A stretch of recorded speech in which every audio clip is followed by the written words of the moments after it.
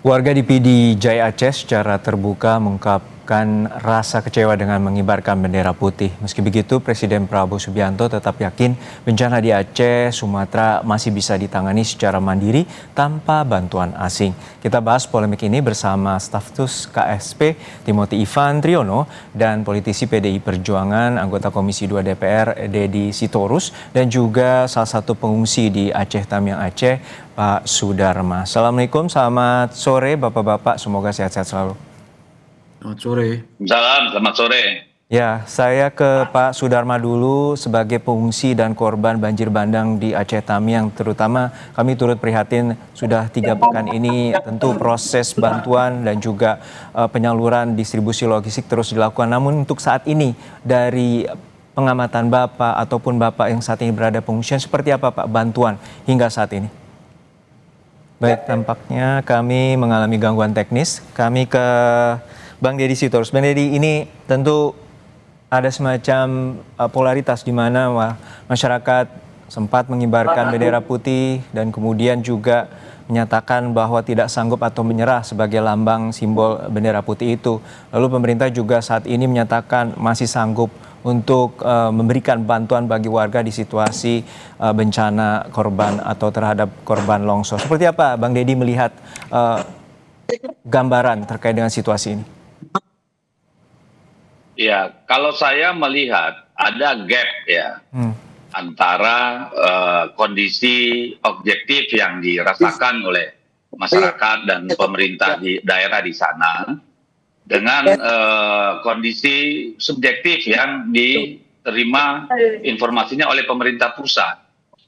Ini kan ada gap yang besar kalau menurut saya. Kalau dari sisi pengungsi saya melihat, apalagi berdasarkan berita-berita atau cuplikan video yang beredar di media sosial, baik dalam dan luar negeri, situasinya kan memang sudah melampaui ambang batas daya tahan psikis dan psikologis masyarakat ya, kalau menurut saya. Karena bisa kita bayangkan situasi di mana ada puluhan ribu kepala keluarga atau orang, sebagian masih terisolasi gitu ya, sebagian tinggal di tempat-tempat yang tidak nyaman lah ya. Kita bayangkan kita tidur di teras rumah tuh nggak bisa masuk ya.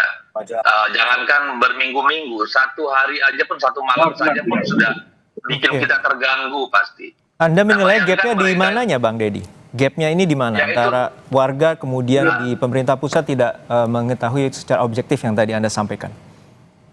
Loh, gapnya kan terbukti dari adanya respon masyarakat melalui pengibaran bendera putih, dengan juga misalnya surat yang diajukan dari pemerintah Provinsi Aceh ke lembaga-lembaga seperti UNDP dan Save the Children itu kan gapnya.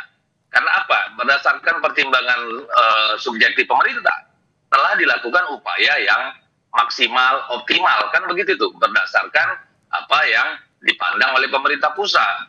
Di sisi lain, ada kondisi objektif yang dialami oleh masyarakat terdampak dan juga oleh pemerintah daerah, baik kabupaten maupun provinsi. Itu ada gap gitu, sehingga timbul respon-respon itu. Karena apa? Karena mungkin masyarakat juga melihat ya, maupun pemerintah, katakanlah dalam hal ini pemerintah Provinsi Nanggur Aceh dan Darussalam, melihat ada 2 kebijakan yang kemudian mereka rasa tidak sesuai dengan kondisi objektif. Pertama apa? Misalnya keputusan pemerintah untuk tidak menetapkan Aceh, Sumut, dan Sumbar ya sebagai daerah bencana nasional. Kedua, pemerintah memutuskan untuk menutup adanya bantuan dari luar. Oke, kami tangkap di situ Bang Dedi. Kami bergeser ke Mas Timothy sebentar. Mas Timothy, untuk saat ini bahwa ada upaya bantuan internasional, negara tetangga ingin memberikan, namun kemudian berdasarkan keterangan Presiden bahwa Indonesia mampu untuk menangani bencana ini. Lalu seperti apa sebenarnya respons dari Istana terkait dengan adanya juga masyarakat mengibarkan bendera putih dan juga menyatakan membutuhkan atau percepatan terkait dengan bantuan? Iya, tentu begini ya. Pemerintah memahami bahwa pengibaran bendera putih di lokasi bencana sebagai ekspresi ya, ekspresi duka, ekspresi kelelahan, ekspresi kekecewaan, dan juga permintaan pertolongan begitu. Nah, namun begini, saat kunjungan ke Aceh dan Langkat, Pak Presiden Prabowo sudah dengan tegas mengatakan bahwa pemerintah tidak akan pernah meninggalkan masyarakat terdampak, begitu ya. Presiden mengatakan bahwa kalian ini keluarga saya, ya Bapak Ibu ini adalah keluarga kami, dan kami adalah keluarga Bapak Ibu. Kami tidak akan pernah meninggalkan sekalipun Bapak Ibu yang terdampak, begitu. Jadi artinya tegas bahwa Pak Presiden mengatakan bahwa negara akan hadir, negara akan selalu membersamai masyarakat begitu. Nah, tadi kalau berkaitan dengan ada gap, saya rasa tidak ada gap ya Pak Dedi, karena berulang kali saya bertemu dengan relawan-relawan yang habis dari Aceh, habis dari Sumatera Utara dan juga Sumatera Barat.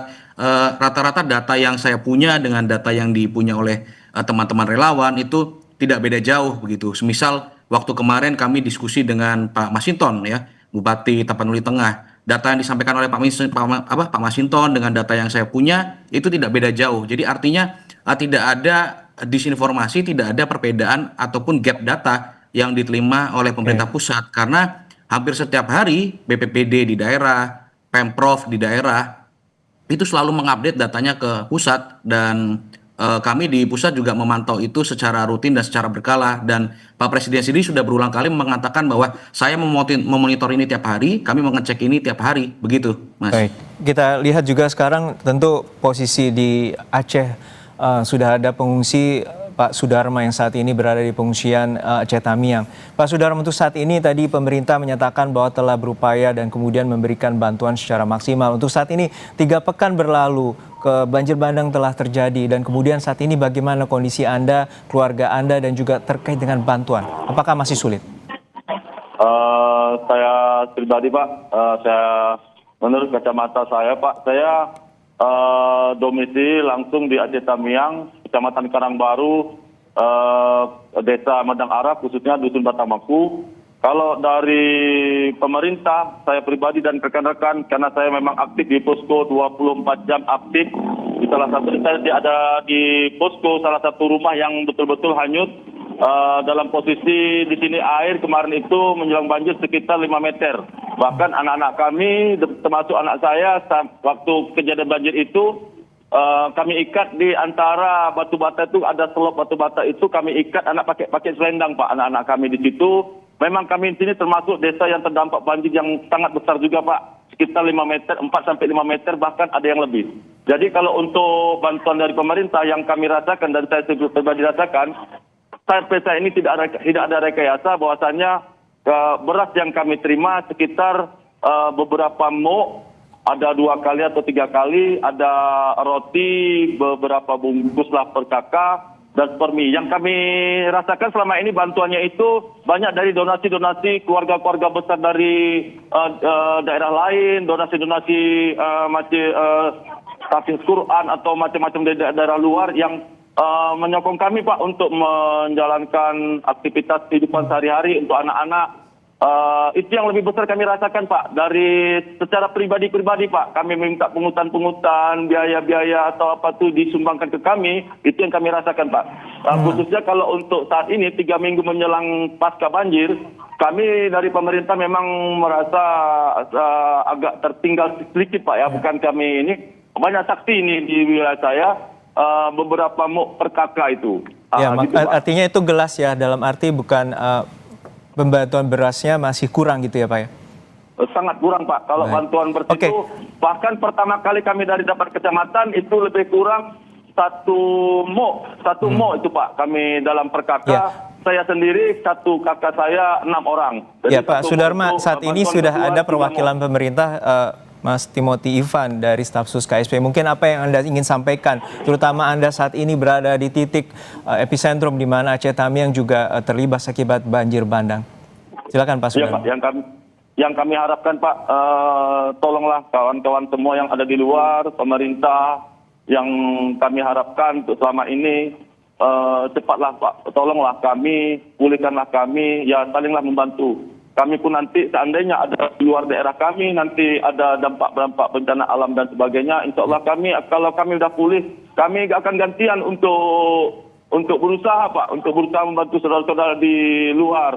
Ini pada saat hari ini kami memang sangat membutuhkan Pak, membutuhkan seperti beras, air minum, air bersih Pak, alat-alat berat yang masuk ke desa-desa Pak, ke gang-gang dusun-dusun Pak. Kalau alat berat saya udah pilih sendiri di pinggir jalan Medan Banda Aceh itu sudah hampir merata. Kalau untuk masuk ke dalam memang banyak belum terjamah Pak, masuk ke dalam itu Pak. Ya silakan Itulah, Pak Mas Timothy, mungkin bisa direspon terkait dengan bantuan dan percepatan terkait dengan pemulihan di Aceh Tamiang. Iya, tentu sekali lagi ini membuktikan bahwa apa yang disampaikan oleh Pak Yudi itu tidak berbeda dengan data yang kami punya di pusat begitu ya. Sebagai contoh tadi salah satu harapannya adalah berkaitan dengan air bersih. Ya, memang dukungan air Iya, bersih untuk Provinsi Aceh ini menjadi salah satu prioritas Kementerian PU ya. Kementerian PU saat ini telah mengerahkan 46 unit hidran umum kapasitas 2.000 liter. Lalu Kementerian PU juga sudah mengerahkan 30 unit toren kapasitas 550 liter, 8 mobil tangki air kapasitas 4.000 liter. Jadi memang kami sedang berupaya, Pak Yudi, mudah-mudahan nanti dukungan air bersih dari Kementerian PU bisa segera menjangkau Aceh Tamiang di tempat Pak Yudi. Sekaligus nanti kami akan sampaikan kepada Kementerian PU bahwa di Aceh Tamiang masih sulit untuk air bersih. Nah, untuk yang lainnya berkaitan dengan hunian, Huntara dan juga Huntap, hunian sementara dan hunian tetap. Huntara ini kan akan dikerjakan oleh BNPB dan Huntap ini akan dikerjakan oleh Kementerian Perumahan.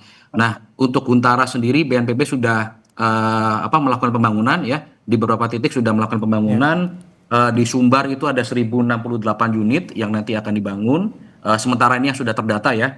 Lalu di Sumut ada 722 unit yang sementara sudah terdata. Di Aceh ada 4 kabupaten kota yang sudah mengusulkan. Nah, untuk Huntap sendiri, Kementerian Perumahan sudah merencanakan akan ada groundbreaking pembangunan 2.603 unit hunian tetap yang nantinya akan dibiayai oleh ke Bang Dedi Sitorus juga. Bang Dedi, untuk saat ini tadi adanya bantuan sudah tapi belum mencukupi juga di pengungsian dan juga warga yang di sana masih kesulitan, terutama lumpur yang sangat menumpuk tebal dan membutuhkan alat berat. Dan ini percepatan yang perlu dilakukan oleh pemerintah pusat dan juga pemerintah daerah. Seperti apa Bang Dedi melihat bahwa porsi dari bantuan dan juga percepatan untuk menangani korban bencana banjir bandang? Ya, kalau saya ingin merespon dulu yang tadi Timothy bilang ya, tidak ada gap.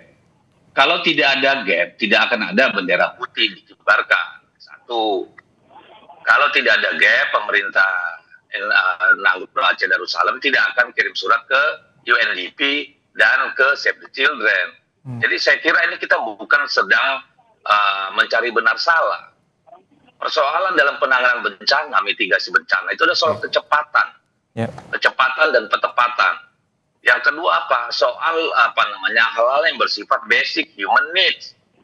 Yang paling mengerikan itu adalah soal air bersih, kan itu.